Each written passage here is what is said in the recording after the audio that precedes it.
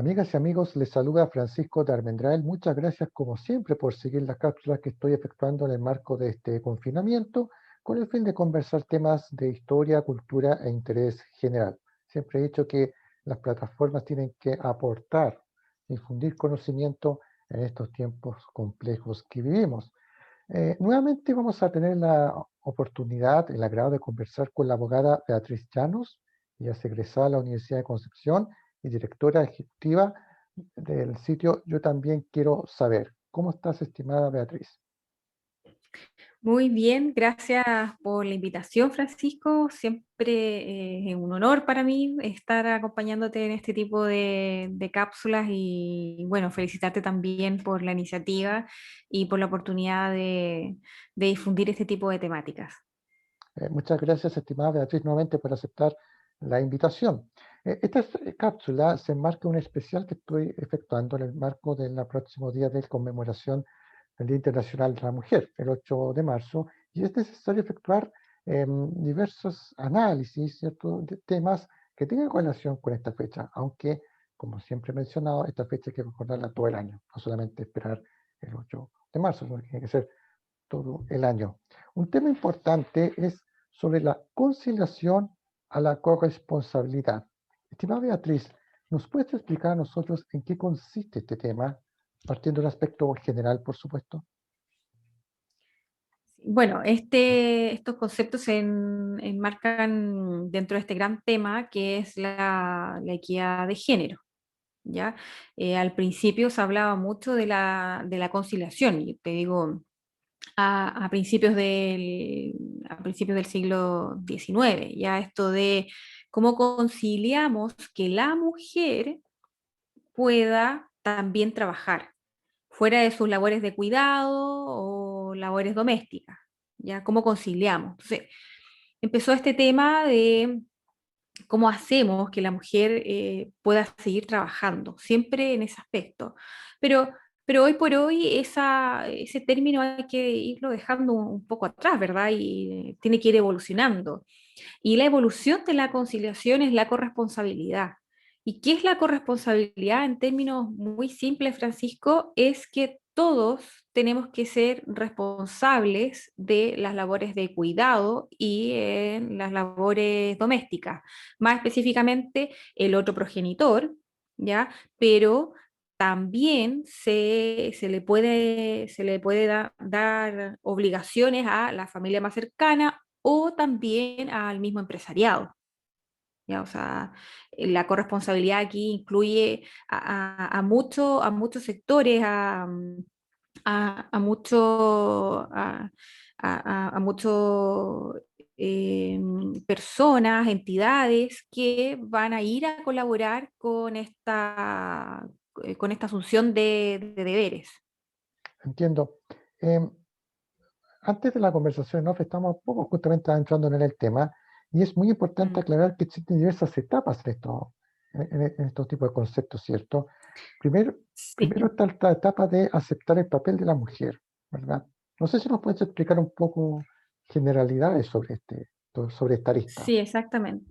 Exactamente, Francisco. Mira, es una calificación, una clasificación, disculpa, de una profesora española María Teresa Alameda Castillo, que yo encuentro que es bastante didáctica, por eso siempre trato de sacar la colación. Porque en el fondo ella dice, claro, está esta evolución, pero ¿cuáles son las etapas que podemos tener en el momento, ya alrededor del mundo? Y la primera etapa ella menciona que dice relación, en el fondo, con esta aceptación del doble rol de la mujer, lo que te decía al principio que tiene que ver más con la conciliación, ¿ya? ¿Cómo aceptamos o sea, cómo hacemos que la mujer pueda seguir trabajando a pesar de que a ella también le corresponden las labores de cuidado y las labores domésticas, ¿ya? Luego, eso avanza a una segunda etapa y dice, bueno, o sea, esto no puede ser del todo así, ya, o sea, hay un pequeño cambio y dicen, bueno, vamos a reconocerle al otro progenitor, o al padre, ¿no? al padre generalmente, que también tenga derechos, ¿ya? Derechos como algún postnatal, días de nacimiento, ese tipo de permiso, pero subordinado a los permisos de la madre, que es lo que pasa en Chile, por ejemplo.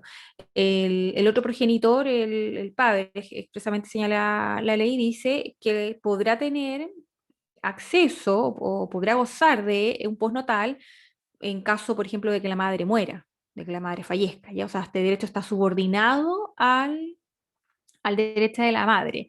Y luego la misma autora destaca otra etapa que sería una tercera y que dice que hay un establecimiento de derechos de titularidad indiferenciada. ¿Ya? O sea, aquí no se habla, por ejemplo, nuestro código no trata no hay una titularidad indiferenciada. El código habla la madre tendrá derecho, la madre tiene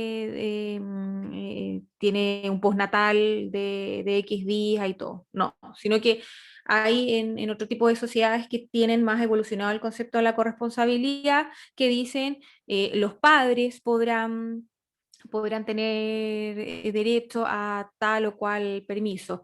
Y luego distingue una cuarta etapa, que es digamos, la evolución máxima, por decirlo de alguna forma, que dice que en realidad ya aquí existe un cambio cultural. O sea, ya no hay una diferenciación de roles, de hombre-mujer o la mujer está a cargo de esto, sino que la normativa está hecha de tal manera que ya se ha podido plasmar en la realidad cultural de los países. Un ejemplo de ellos, por ejemplo, es Noruega. ¿Ya? Noruega tiene en los permisos, hablando de los permisos paternales exclusivamente, tiene un derecho paternal desde el año 1993. Entonces, es uno de los países que más avanzado tiene en temas de equidad de género, menor brecha salarial, por ejemplo, mejor brecha de cuidado, etcétera. Entonces, esas son las etapas que distingue esta profesora. Exacto, es muy importante lo que hace Mauricio, esta profesora, porque explica de manera didáctica un tema que es complejo para muchas personas. Nosotros Mm. no entendemos aquello. Posteriormente, se tiene que dar paso al conocimiento normativo de los padres, ¿cierto? ¿Nos puedes explicar un poco aquello? Bueno, ella lo que señala y en el fondo lo que indica como meta es que debemos mejorar los permisos exclusivos e intransferibles al padre. Pero no por un tema, y aquí pueden haber opiniones disidentes, pero por lo menos la que yo también adhiero y sostengo, es que esta titularidad de los permisos de paternidad no deben hacerse como único objetivo, o objetivo principal, puede estar digamos, dentro de los demás objetivos, en favor del padre, porque es bueno para el padre, sino que como acción positiva para poder disminuir la brecha de cuidado. ¿Ya? Ese es el tema principal. O sea, ¿cómo hacemos que esta brecha de cuidado disminuya? ¿Y por qué tan importante es la brecha de cuidado? Porque en este momento está dentro de una de las principales causas de la brecha salarial. ¿Ya? El tema de equidad de género, uno de los aspectos que se empezó, o uno de los aspectos por los que se conoce es por la brecha salarial. ¿Ya? Todo el mundo, si uno le dice que hay género, sí, la brecha salarial y la brecha salarial. Y llegó un punto en que esta brecha salarial, bueno, se empezó a prohibir esta desigualdad, esta discriminación entre las mujeres, estas prohibiciones formales en las normativas, pero igualmente había brecha salarial. Entonces se empezaron a preguntar, pero, oye, ¿pero qué está pasando? O sea, ¿cuál será una de las causas de esta brecha salarial que todavía no podemos contenerla como nos gustaría? Y ahí aparece en el foco la brecha de cuidado. O sea, dice, es evidente, o sea, si yo como mujer tengo la responsabilidad de los labores de cuidado y tengo que cuidar a mi hijo, 3, 4 horas diarias yo sola, estoy dejando de hacer, de trabajar esas 3 o 4 horas diarias de forma remunerada. Y aquí hay un ejemplo, Francisco, que también me parece muy didáctico, que es de una profesora estadounidense que no recuerdo el nombre, la verdad, pero ella dice, lo resume con un ejemplo muy concreto. Una pareja que trabaja para un mismo empleador, tienen un guagua, ya, recién nacida, qué sé yo. Mire, un ejemplo, ya terminó el postnatal, se reintegra la mujer y resulta que les llega un correo a todos los trabajadores, o sea, a ellos dos, en donde el empleador les dice, miren, necesito que alguien pueda atender a un determinado cliente de 12 de la noche hasta las 5 de la mañana. Entonces, quienes se anotan, no tengo problema, y esto evidentemente se va a compensar con un bono a final de mes en la remuneración. Entonces, esta pareja conversa y dice, oye, o sea, es evidente que no podemos anotarnos los dos, porque estar disponible de 12 de la noche a 5 de la mañana, ¿qué se va a hacer cargo de nuestro bebé, de nuestra guagua? Y ahí es el comienzo para la brecha de cuidado, porque lo más probable, muy probablemente, es que el hombre se vaya a notar y la mujer no se vaya a notar, ¿ya? Entonces, ahí comenzó a tomar más importancia la brecha de cuidado, en el fondo, como causa de la brecha salarial, y por eso también es tan importante crear mecanismos, ¿ya? Crear una legislación acorde a los nuevos tiempos que permita lo máximo posible disminuir esta brecha de cuidado. Claro, siendo un tema importante. Así como también el establecimiento del derecho a titularidad. ¿Qué significa esto, estimada Mm. Beatriz? En el fondo es darle, bueno, esta es una de las opciones que hay. Ya en las brechas de cuidado existen muchas opciones o formas de poder disminuirla, pero en esta ocasión la que yo te propongo conversar un rato es sobre un permiso paternal. ¿Ya? Un permiso paternal, y en el fondo eso es otorgar una titularidad exclusiva al otro progenitor, ya sea un postnatal, por ejemplo, Claro, un justamente, postnatal. es que me acordé a propósito del postnatal, de que siempre existe una discusión sobre el tema acá en Chile, de la duración del postnatal, por ejemplo. Sí, tú dices desde el punto de vista de la mujer o desde el punto de vista La de... verdad es que da ambos, ¿verdad? Porque la mujer ha existido siempre una discusión de la duración del postnatal, pero también en el caso del hombre Sí, también se arma una discusión, ¿no? sí, lo que pasa que yo, o sea, si tú me preguntas a mí, yo creo que se tiene que avanzar en la corresponsabilidad.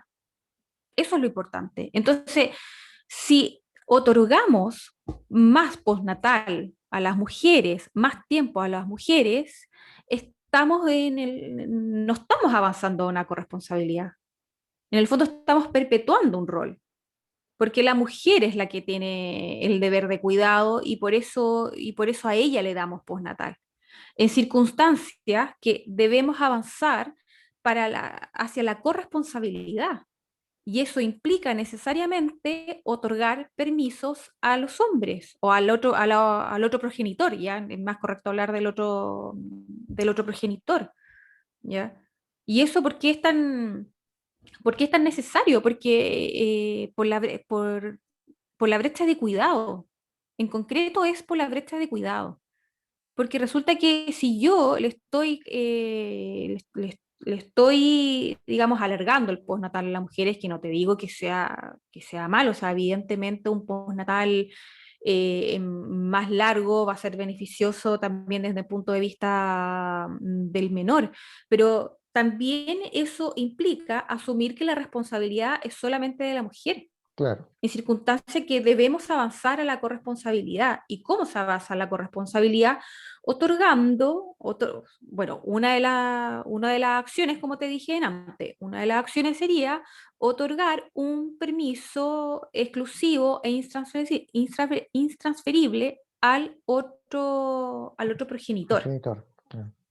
Claro, en ese sentido siempre se habla de que la jerga coloquial, que la cancha tiene que ser pareja en ese sentido, o sea, no que haya una suerte de, porque como tú decías, porque justamente en vez de ser un beneficio para la mujer en este caso, podría tomarse también como una doble lectura, o sea, entregarle toda la responsabilidad a ella y nada al progenitor, ¿cierto? Una cosa así. Sí, sí, exactamente. O sea, a la larga eso es aumentar la brecha de cuidado. Y si tú aumentas la brecha de cuidado, como consecuencia vas a aumentar la brecha salarial. Claro, eso Entonces, tendría una no es consecuencia en una el mercado de medida, trabajo. claro, no es una medida que propende, que avanza hacia una corresponsabilidad, hacia tener en el fondo una mayor equidad de género. Entonces, ahí hay que tener bastante cuidado con estas políticas, porque hay que pensar también que este tipo de acciones, este tipo de pensamientos o de líneas, como tú quieras llamarlos, también tienen una base científica y todo esto tiene que ver, por ejemplo, con la transversalidad de género, que es un principio de la conferencia de Beijing, que también fue una conferencia muy importante para erradicar toda forma de discriminación en contra de la mujer, y en el fondo ella, dentro de esta transversalidad de género, también implica o hay una obligación del Estado de fomentar medidas de acción positiva para esta equidad de género. Y aquí, y aquí te quiero mencionar un dato que ahora me acordé. Bueno, tenemos el postnatal, pero también hay un postnatal parental que se puede ceder al otro progenitor, ¿ya? Y esa sesión, o sea, en nuestro país es mínima. Estamos hablando del año pasado, la semana pasada estuve viendo datos de la suceso, son todas estadísticas de la suceso, alrededor del 0,7% del postnatal parental es cedido al otro progenitor. Entonces, es difícil porque ¿cómo luego tú le pides al otro progenitor que se haga cargo de su hija o hijo en circunstancias que él nunca ha podido estar suficiente tiempo con él para poder hacerse cargo de las labores de cuidado? Claro, ¿Ya? Entonces, ahí tenemos todas estas construcciones culturales que en el fondo dicen, no, es que siempre va a querer a la mamá, no, es que los niños siempre van a querer a la mamá. Entonces, yo el otro día hablaba con una prima y yo le decía, oye, pero es que obvio que siempre va a querer a la mamá. Si a mí me van a dar el postnatal y yo voy a dejar de trabajar durante sí, 5 meses y medio, que es lo que dura ahora, entonces evidentemente la guagua va a querer estar con uno porque uno estuvo los 5 meses y medio versus al otro progenitor que en este momento la ley otorga al padre 5 días solamente. claro. Y justamente tiene relación con una cuarta arista que es el cambio cultural y la evolución del papel de la mujer, que tiene directa relación con la historia de la mujer, en este caso en Chile. Vamos a hablar Mm, en Chile, ¿ah? Esto a nivel mundial, pero en Chile en particular, porque durante muchos decenios, siglo XIX especialmente, cuento el siglo XIX porque la etapa republicana, pero podemos partir mucho antes, incluso la etapa colonial. Siempre la mujer ha quedado con el papel secundario, terciario, en todo ámbito, ámbito social, político, etcétera. No importando el estrato social, o sea, aunque la mujer fuera de la aristocracia, ¿no es cierto? Igual queda en un mm, papel secundario en la toma de decisiones en el ámbito público o privado. Siempre, en este caso, el cónyuge, ¿no es cierto? El hombre, ¿no? Por decirlo de alguna manera, siempre tomaba sí, las decisiones por ella en todo sentido. Y eso tiene relación con lo que me estaba conversando recién. O sea, la imagen de la mujer dedicada a la casa, dedicada a la crianza, no importando, insisto, el estrato social, porque siempre las personas piensan que, claro, porque la mujer era quizás de estrato social alto, no. Eso durante el siglo XIX, buena parte del XX, siempre está relegada al papel de madre, de crianza, pero nada, ninguna posibilidad de ingresar a la política, a la vida pública, a algún cargo, etcétera, etcétera, ¿cierto? Sí, exactamente. Y bueno, yo te puedo hablar desde un poco del derecho laboral, que es se habla ahora del gran pecado original del derecho laboral, que en el fondo fue un derecho que fue creado por hombres, para hombres, y eso evidentemente también ha ido corrigiéndose a través del tiempo, eso sin lugar a dudas. O sea, hasta la propia OIT en algún momento tuvo un convenio llamado de la conciliación de la mujer y el trabajo, digamos, y eso también dijeron, oye, o sea, esto no puede ser, o sea, la conciliación de los progenitores, qué sé yo, pero no podemos esto hablarlo solamente desde el punto de vista de la mujer. Y bueno, y este asunto es súper importante, así como en el siglo pasado se hablaba de la cuestión social, ya también muy importante, ahora es la cuestión femenina, o sea, tenemos que avanzar. Tenemos que avanzar sí o sí, desde el punto de vista, hasta desde el punto de vista económico, ¿ya? Es mucho más positivo la incorporación de la mujer al trabajo y que esta incorporación sea en términos justos. Claro, es un tema que siempre se aborda en los medios, en el contexto que estamos viviendo. Creo que incluso se ha agudizado más con la pandemia, ¿verdad? Este asunto del encierro, el papel que tiene la mujer dentro de la familia, etcétera. Escúchame si no soy preciso en los conceptos, pero es lo que uno siempre lee, ve, ¿no es cierto? Y las consecuencias pueden estar a la vista incluso. Sí, exactamente. Sí, de todas maneras, tienes mucha razón, Francisco, porque este problema se ha agudizado. Todo lo que habíamos avanzado en temas de equidad de género, hemos retrocedido. Y eso, ¿y eso por qué? Por esto mismo de la brecha de cuidado.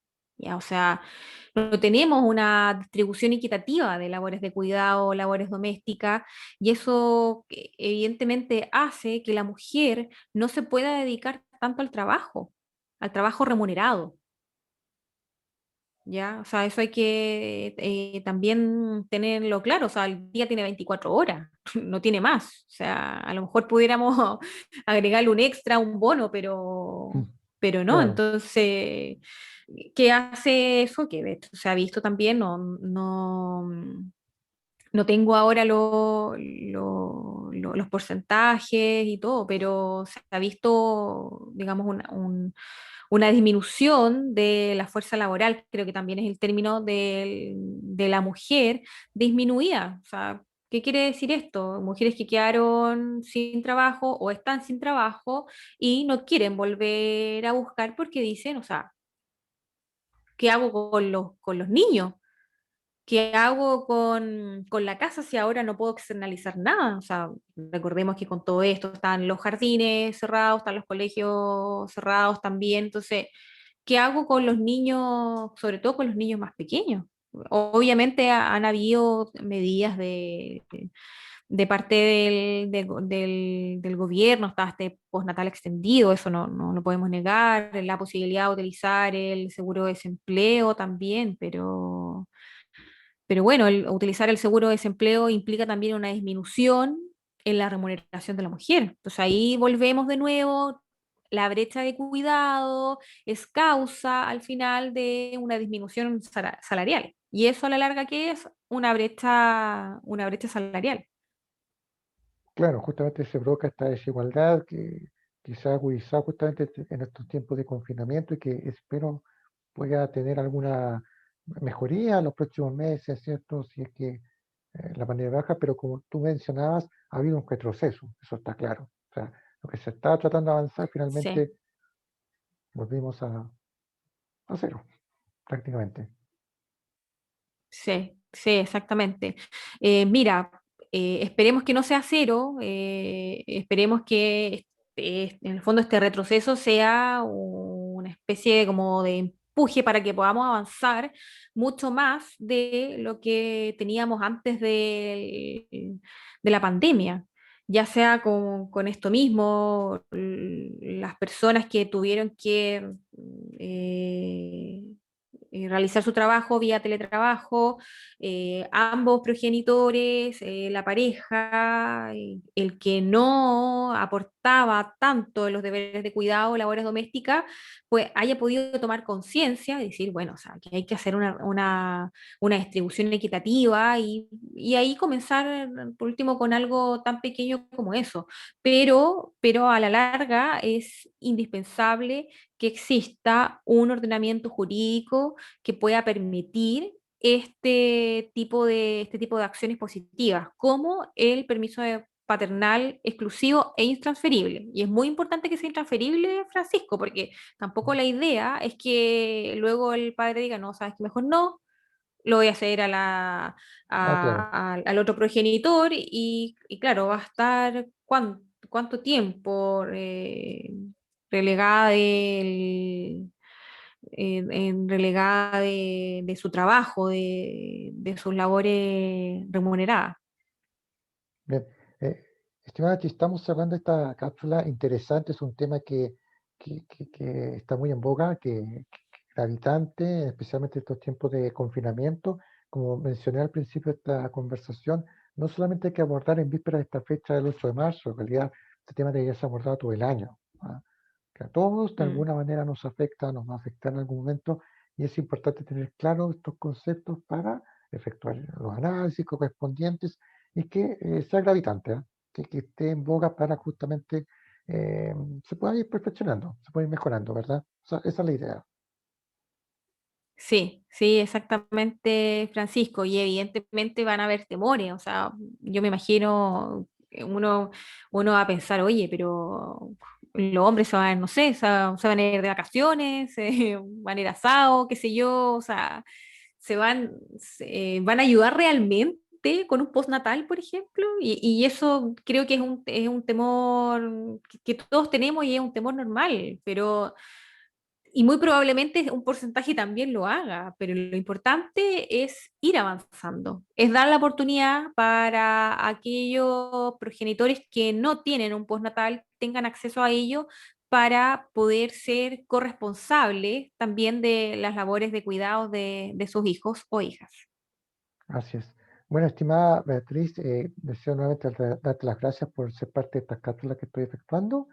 Y bueno, te dejo el último espacio para que emitas algún comentario que desees antes de cerrar esta conversación. Muchas gracias, Francisco. La verdad que el tema da para mucho, es súper interesante. Creo que el tema de la brecha de cuidado, por lo menos a mí, me llama mucho la atención. Hay mucho que estudiar y es muy importante que todos nosotros seamos conscientes de que exista y que también podemos aportar con nuestro granito de arena en la casa. Así que muchas gracias por el espacio y nos veremos en otra próxima cápsula seguramente. Así es, estimada Beatriz. Muchas gracias por tu tiempo, gracias por ser parte de estas cápsulas. Nuestras amigas y amigos que vieron esta conversación también, muchas gracias por su atención y nos vemos en una próxima oportunidad. Que estén bien. Hasta pronto.